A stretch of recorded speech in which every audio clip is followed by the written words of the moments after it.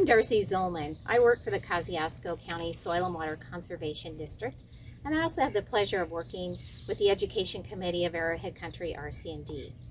When we come to the Tippecanoe River here in beautiful Tippecanoe River State Park, we would really be remiss if we did not talk about these guys, and that's a freshwater mussel. Freshwater mussels are one of the reasons that the Tippecanoe River has such a high ranking for its biodiversity. So we need to talk about them. They're great water quality indicators, and we're going to get to many reasons why that is in just a moment. But I'd like to look at their historical significance first. So freshwater mussels are some of the most widespread species on the planet. They're found on every continent except Antarctica. However, even though they're the most widespread, they're also some of the most endangered species. So many species worldwide are protected. Here in Indiana, all of our native species are protected. So if we look at the history of it, many, many years ago, before any settlers came, they were a really valuable part of the Native American culture here. They used them for tools and trade goods and jewelry, and so it was an important part of that culture. As we come forward in time a little bit, they were an important part of an industry here in Indiana, and that was the button industry. So if you look at the inside of a mussel, you see that it's got a very pearly inside, and this is called the nacre. And if you look at antique clothing, and if they have pearl-like buttons on them, you can almost guarantee that they came from freshwater mussels.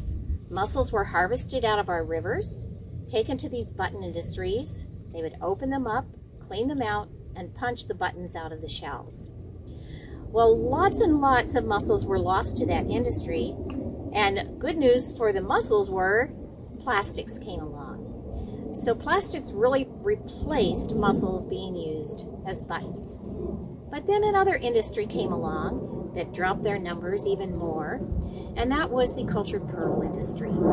It was found that freshwater mussels from the Midwestern part of the United States were some of the best things to use for the cultured pearl industry.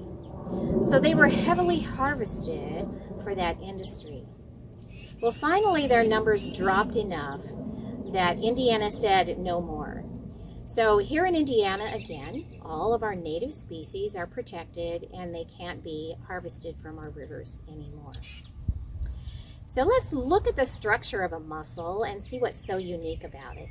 It is a bivalve, which means it has two distinct halves. It does have teeth here on the hinge end that fit together very tightly. A mussel doesn't use those teeth to chew. It uses them just to hold the shells together. So if they're ever in a strong current, those shells aren't going to shift and damage the mussel. A mussel also has a foot. So it's oriented in the river something like this, and the foot comes out here at the bottom. So it doesn't run any races with that foot, but it can move small distances, usually to look for deeper water.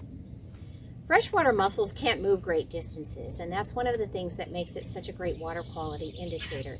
It can't get away from a problem. So these guys have a lot of things stacked against them, so it's a miracle we have any left in our rivers. But let's look at some of those risk factors. Its whole life cycle is full of risk factors. So we have a mussel sitting in the river, and she fertilizes the eggs inside of her shell, and they incubate there.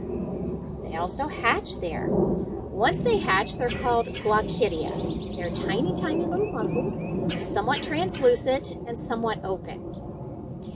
Once they reach a certain age, Mom does something pretty interesting. She puts out a fishing lure. So those of you that are fishing people out there, why do you have a bunch of different fishing lures in your tackle box? To catch different fish, right? That's what the mussels do. Each species of mussel has a specifically designed lure that they can put out to attract a certain fish. So once the lure is out there, hopefully the right fish is in the area and it comes along and nibbles at that lure. That's Mom's signal. Once she feels that nibble, she expels those glaucidia out of her shell. Now, at this point, you hope Mom's a good spitter because those baby glaucidia have to catch a ride on that fish, hopefully in the gill area. Once they clamp on, they will live off of that fish for a period of time. Different mussels spend different times on the fish that they are hosting on. So you may spend weeks, you may spend months on that fish before you drop off. So baby Glaucidia have hooks on the outside edges of their shells, and that helps them clamp onto the fish. When they're old enough, those hooks dissolve and the mussel falls off. And hopefully that fish has taken you to a good place, because that's where you'll spend the rest of your life. So each part and piece of the life cycle, it has a lot of things that have to work just right. Mom has to be in the right place. She has to have an attractive lure. The right fish has to come along. She's got to be a good spitter. You have to catch a ride on that fish, and then the fish has to take you to a good place. If none of those parts work, you are not going to survive as a mussel. Survivability in the mussel world is very, very low. Mussels have a lot of other risk factors, though. There are things that like to eat mussels.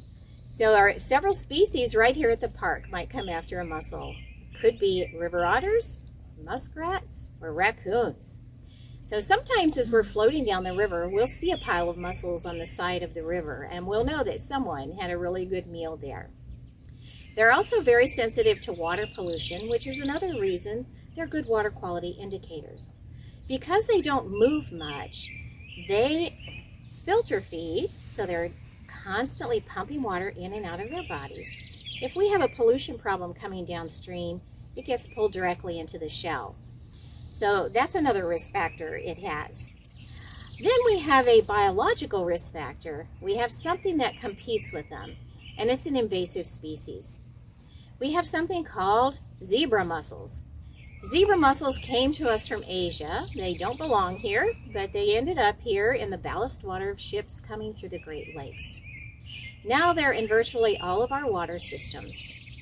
They do not have a stage where they have to live on a fish, so they reproduce very quickly, and they like to colonize and attach to almost anything they come in contact with.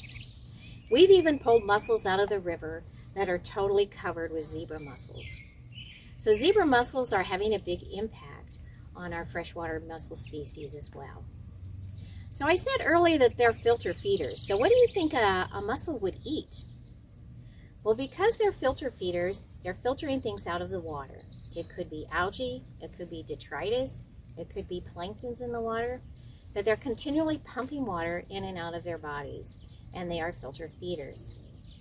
As filter feeders, they can pump several gallons of water through their bodies in a day. So freshwater mussels are one of the great species we love to talk about here on the Tippecanoe River. They're great water quality indicators and something worth studying when you come here.